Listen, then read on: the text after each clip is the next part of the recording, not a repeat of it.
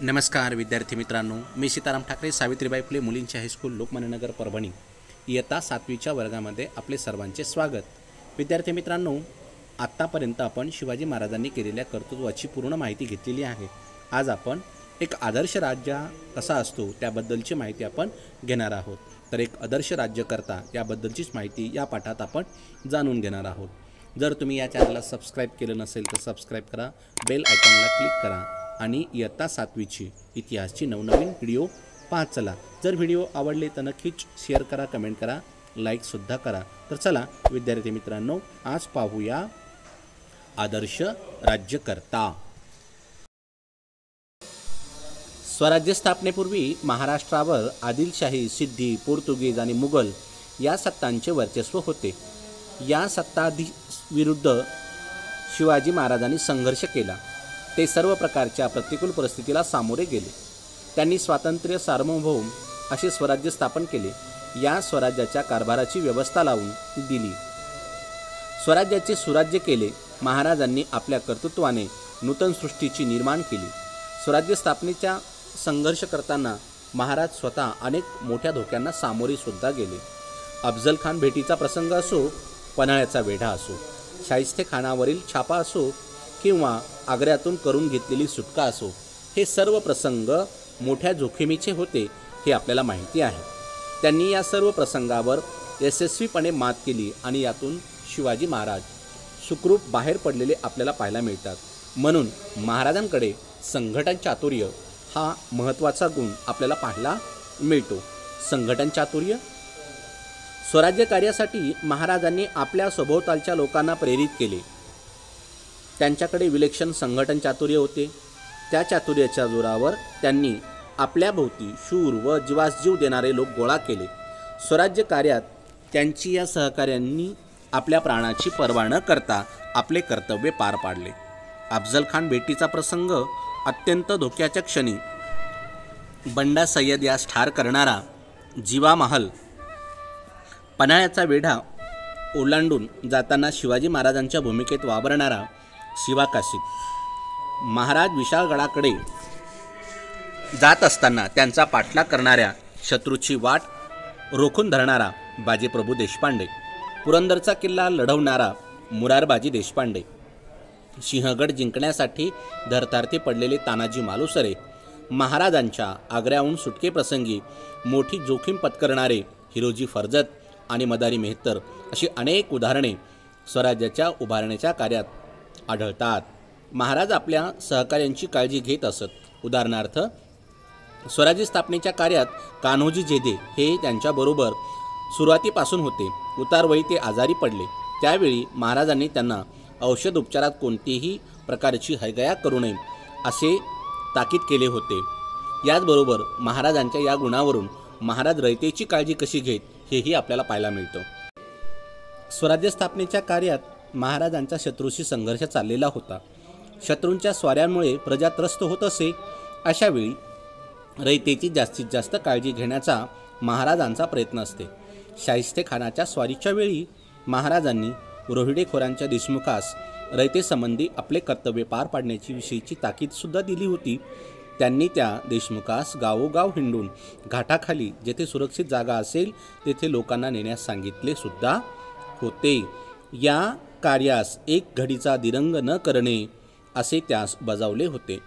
पुढे महाराजांनी आपल्या पुढीलप्रमाणे सक्त ताकीद दिली होती। जर रयतेची अशी काळजी घेतली नाही तर मुघल सैन्य येईल, लोकांना कैद करेल आणि त्याचे पाप तुमच्या माथी बसेल। आपल्या सैनिकांकडून रयतेला त्रास होऊ नये याबद्दलही महाराज काळजी घेताना आपल्याला पाहायला मिळतात। महाराजांच्या या रयतेच्या काळजीनुसार महाराजांचे लष्करी धोरणही तेवढेच मजबूत होते। महाराजांच्या लष्कराची शिस्त कडक होती। सैन्यास वेळच्या वेळी वेतन दिले जावे याबाबत कटाक्ष होता। त्यांनी सैनिकांना वेतन रोख रकमेत देण्याची व्यवस्थासुद्धा केली होती। मध्ययुगीन भारतात ठिकठिकाणच्या राजवटीमध्ये इतरत्र सैनिकांना वेतनऐवजी जहागिरी देण्याची पद्धत होती। महाराजांनी ही पद्धत रद्द केली। त्यांच्या मोहिमा जेव्हा शत्रूच्या प्रदेशात जात तेव्हा सैनिकास जे मिळेल ते सर्व सरकारात जमा करण्याची संबंधीची लष्करास ताकीद होती. मोहिमेमध्ये पराक्रम केल्याबद्दल सैनिकांचा मान सन्मान केला जात असे. लढाईत जे सैनिक मृत्यू पावत त्यांच्या कुटुंबियाची उदरनिर्वाहाची काळजी स्वतः महाराजसुद्धा घेत. जखमी सैनिकांचीही काळजी घेत असत. लढाईत शरण आलेल्या किंवा कैद झालेल्या शत्रू सैनिकांना ते चांगली वागणूक देताना आपल्याला पाहायला मिळते. महाराजांच्या या गुणांवरूनच महाराज संघटन चातुर्य, रयतेची काळजी, लष्करीविषयक धोरण यावरूनच महाराजांची सहिष्णुवादी वर्तन कसे होते हेही आपल्याला स्पष्ट होते. महाराज ज्या सत्तांबरोबर संघर्ष करावा लागला त्यापैकी आदिलशाही, मुघल, सिद्धी ह्या सर्व सत्ता इस्लामी होत्या. मात्र त्यांच्याशी संघर्ष करताना महाराजांनी स्वराज्यातील मुसलमानांना आपले प्रजाजन मानले होते. अफजल खानाच्या भेटीच्या वेळी महाराजांच्या सैन्यात सिद्दी इब्राहिम हा विश्वासू सेवक होता. सिद्दी हिलाल हा महाराजांच्या सैन्यातील सरदार होता. स्वराज्याच्या आरमारात दौलत खान सारखा महत्त्वाचा अधिकारही आपल्याला पाहायला मिळतो. महाराजांचे धार्मिक धोरण सहिष्णुवादी होते. शत्रूकडून एखादा प्रदेश जिंकून घेतला असता तेथील मुस्लिम धर्मस्थळांना आधीपासून प्राप्त असलेल्या सोयी सवलती त्या तशा चालू ठेवाव्यात असा महाराजांचा ताकीद होता.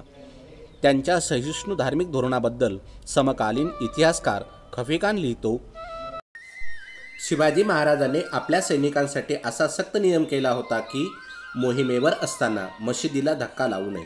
कुराणाची एखादी प्रत हाती पडल्यास तिला पूज्यभाव दाखवून ती मुसलमान व्यक्तीच्या स्वाधीन करावी हाही महाराजांचा कडक नियम होता. महाराजांची स्वातंत्र्य प्रेरणा आपल्याला त्यांच्या गुणावरूनच पाहायला मिळते. छत्रपती शिवाजी महाराजांच्या स्वराज्य स्थापनेच्या प्रयत्नांना अनेक वेगळे मूल्य आहे. ते मूल्य स्वातंत्र्याचे आहे. दुसऱ्या कोणत्याही सत्तेचे वर्चस्व न मानता आपले स्वातंत्र्य व सार्वभौम अस्तित्व ठेवणे हा हेतू त्यामागे होता. परकीय आणि अन्यायी सत्याच्या विरोधात संघर्ष करताना महाराजांनी इतरांनाही स्वातंत्र्याची प्रेरणा दिली होती. मुघलांच्या सेवेत असलेला छत्रसाल राजा जेव्हा महाराजांना भेटला तेव्हा त्यास बुंदेलखंडात आपल्या स्वातंत्र्य राज्य निर्माण करण्याचा प्रेरणासुद्धा महाराजांनी दिली होती. या सर्व गुणांमुळे महाराजांची थोरवी किती महत्त्वाची आहे आणि त्याबद्दल कोणकोणते विचारवंत काय म्हणतात त्याबद्दलची माहिती आपण घेऊ. महाराजांनी आपल्या शत्रूशी संघर्ष करता करता स्वराज्याची स्थापना केली ही कृती त्यांचे युगप्रवर्तक सिद्ध करते. परंतु या कृतीखेरीज त्यांच्या व्यक्तिमत्वामध्ये इतरही अनेक सद्गुणांचा समुच्चय आढळतो. महाराज अत्यंत बुद्धिमानी होते.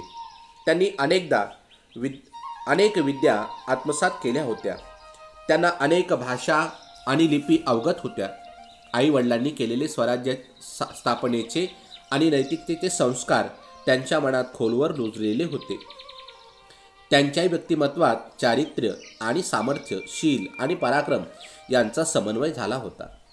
त्यांच्याकडे नेतृत्व, व्यवस्थापन, दृष्टेपणा, राजकीय मुत्सद्देगिरी, मुलकी आणि लष्करी प्रशासनाविषयीचे प्रभावी धोरण, सत्य आणि न्याय यावरील निष्ठा, सर्वांना समान वागणूक देण्याची वृत्ती, भावी गोष्टींचा आराखडा तयार ठेवण्याचे नियोजन, नियोजित प्रकल्प तडीला नेण्याचे कौशल्य, संकटात खचून न जाता उफाळून येण्याची निर्धार, सदैव जागृत राहण्याचा सावधपणा इत्यादी गुणामुळे ही महाराजांची थोरवी गुण आपल्याला पाहायला मिळतात. स्त्रियांच्या बाबतीत कोणी अनुचित वर्तन केले तर तसे करणाऱ्यास ते कठोर शिक्षा करत. प्रजेतील शेतकरी, कामगारी, कारागीर, सैनिक, व्यापारी अशा सर्व घटकांची ते काळजी घेत. स्वधर्मातील व्यक्तीप्रमाणेच परधर्मातील व्यक्तीविषयी भेद न करता आदर बाळगतात. परधर्मात गेलेल्या व्यक्तीला परत स्वधर्मात घेण्याला ज्या काळात विरोध होता त्या काळात त्यांनी अशा व्यक्तींना परत स्वधर्मात घेतले. प्रसंगी त्यांच्याशी स्वतःचे नातेही जोडले. समुद्र पर्यटनास धार्मिक कारणावरून विरोध होता त्या काळात त्यांनी सिंधुदुर्गसारखे, जलदुर्गसारखे किल्ले बांधलेले पाहायला मिळतात आणि आरमाराची निर्मितीही केली. समुद्रावरून होणाऱ्या बाह्य आक्रमणाची दखल घेऊन त्यावर उपाय त्यांनी तयार ठेवला होता असा त्यांचा अर्थ होतो. ते राज्य अभिषेकाद्वारे स्वराज्याचे अधिकृत राजे बनले. त्यांनी एक राज्य अभिषेकानंतर धार्मिकदृष्ट्या वेगळ्या प्रकारचा दुसरा राज्याभिषेक करून घेतला. त्यांच्या या सर्व कृती त्यांचे धार्मिक धोरणातील क्रांतिकारित्व दाखवणाऱ्याच आहेत. स्वराज्यावर जेव्हा जीव घेणे संकटे येत तेव्हा सहकार्याऐवजी वा त्यांच्यासह ते स्वतः संकटांना भिडत. त्यामुळे त्यांचे सहकाऱ्यांची स्वराज्यासाठी प्राण अर्पण करायला सिद्ध असत. अर्थात केवळ अशा मोठ्या संकटांना धैर्याने आणि निर्भरपणाने सामोरी जाणे एवढेच त्यांचे मोठेपण नव्हते. त्यांना आपल्या स्वराज्याला नैतिकतेचा व गुणवत्तेचा आधार द्यावयाचा होता.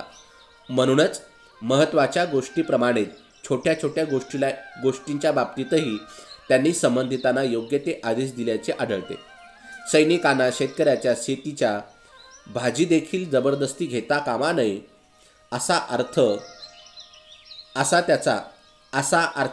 अर्थाचा आदेश दृष्टीने आदर्श आहे. त्यांनी झाडे तोडण्यावर घातलेली बंदीही महत्त्वाची आहे. किल्ल्यावरील कचरा इकडे तिकडे कुठेही न टाकता परसात जाळावा आणि त्याच्या राखेवर भाजीपाला पिकवावा असा त्यांचा आदेश होता. ते स्वराज्य उभारणी करताना बारीक सारीक बाबीकडे लक्ष देत होते. हे यावरून स्पष्ट होते की ते केवळ योद्धेच नव्हते तर एक नव्या स्वातंत्र्य, नीतिमान आणि सुसंस्कृत समाजाची निर्मिती करणारे शिल्पकार होते. त्यांची ही थोरवी आपल्याला पाहावयास मिळते. आपल्या राष्ट्रीय चळवळीमध्ये महाराज एक मोठे प्रेरणास्थान होते. महात्मा ज्योतिराव फुले यांनी समतेच्या संघर्षामध्ये पोवाड्याद्वारे महाराजांची महती सांगितलेली आपल्याला पाहावयास मिळते. लोकमान्य टिळकांनी शिवजयंती उत्सवाच्या माध्यमातून राष्ट्रीय जागृती केली.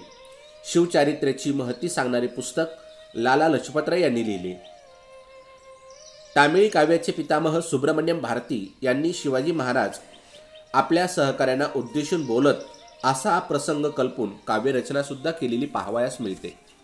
विश्वकवी रवींद्रनाथ टागोर यांनी महाराजांवर एक दीर्घ कविता लिहिली आहे. महाराजांच्या साधनेच्या प्रयत्नाचे ते थोर ध्येय साधनेचे प्रयत्न म्हणून पाहतात. सर जदुनाथ सरकार यांनी शिवाजी अँड हिज टाइम्स या ग्रंथात छत्रपती शिवाजी महाराजांनी कार्याचा गौरव केला आहे. पंडित जवाहरलाल नेहरू यांनी महाराजांबद्दल असे म्हटले आहे की महाराज हे केवळ महाराष्ट्राचेच नव्हते तर ते साऱ्या राष्ट्राचे होते. त्यांचे आपल्या देशावर फार प्रेम होते आणि मानवी सद्गुणाचे ते साक्षात प्रतीक होते.